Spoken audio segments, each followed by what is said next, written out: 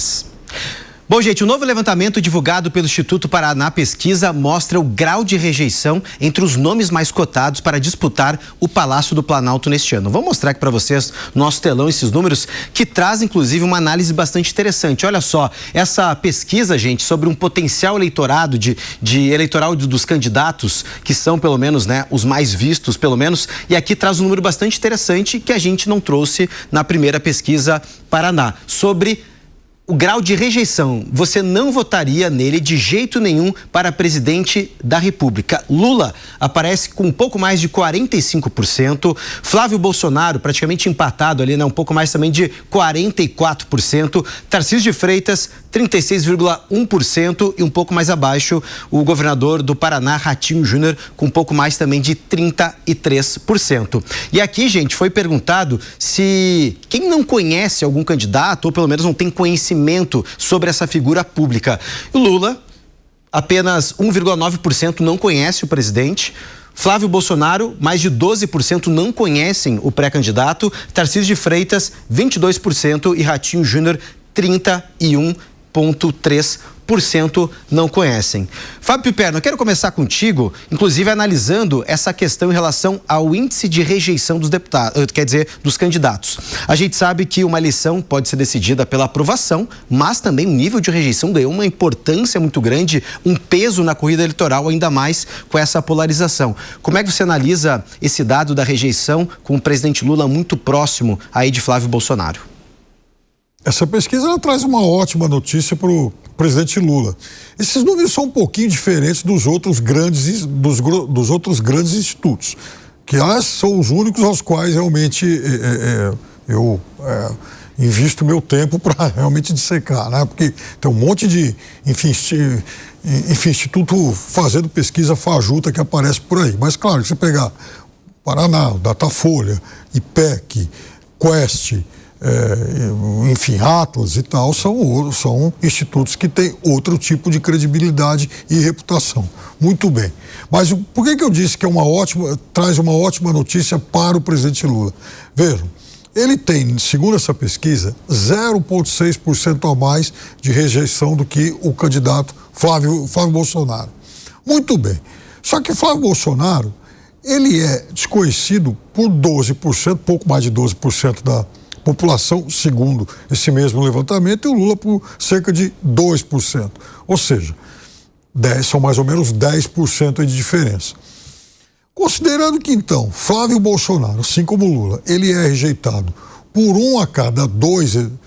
quase um a cada dois eleitores, esses 10%, desses 12% que faltam conhecer o candidato Bolsonaro, então é natural também que, seguindo a mesma proporção, ele tenha mais uns 5% de rejeição. Somando isso aos 44,1%, ele vai bater em praticamente 50% de rejeição. Lucas Merreiro, como é que você vê esse quadro também de rejeição e você concorda com o Piperno que essa notícia, pelo menos essa pesquisa, pode, de certa forma, beneficiar a campanha de Lula?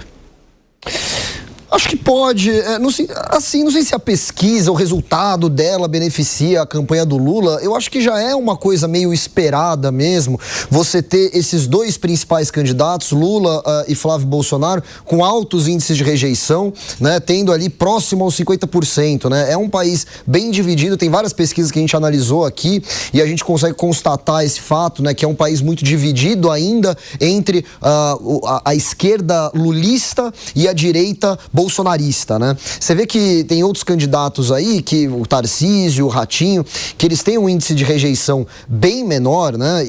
Mas um desconhecimento bem maior também. É claro que seria mais interessante a direita ter um candidato desses para mostrar ali pro eleitor, né? Seria muito menos complicado também, afinal, o Flávio Bolsonaro, ele tem muitas histórias esquisitas que, né? Tudo bem, a justiça não levou para frente, mas isso também é uma outra discussão, né? Então, é uma campanha muito mais complicada, né? Na prática, a gente sabe por que o Flávio Bolsonaro foi escolhido. Foi pelo sobrenome dele, né? Mas eu vejo, sim, que isso demonstra, de fato, que a polarização esquerda lulista e direita bolsonarista ainda, infelizmente, é o que reina na política brasileira. O Alan Gani, inclusive eu conversei com o cientista político antes aqui do nosso 3 em 1 e ele falou o seguinte: esses números que mostram a rejeição do presidente Lula ali com 45%, todo mundo conhece o Lula, que o telhado dele, o teto de vidro, está bastante exposto e há anos. Então, sabem, né, já tudo que já ocorreu em governos Lula já sabe o que acontece. De Flávio Bolsonaro não há ainda muita informação e ele fez uma analogia ali que apenas há uma janelinha. Pode ter mais espaço para essa rejeição de Flávio ou até mesmo ele, dependendo do que candidato ele vai se apresentar, reduzir essa porcentagem? Olha só, é uma boa pergunta. Pelo seguinte, agora vai começar aquela artilharia contra Flávio Bolsonaro. Então vão lá desenterrar a história, vai ser um jogo bastante pesado, inclusive patrocinado pelo Centrão, que gostaria de Tarcísio de Freitas. Resta saber como Flávio Bolsonaro ou o eleitor de Flávio Bolsonaro vai reagir.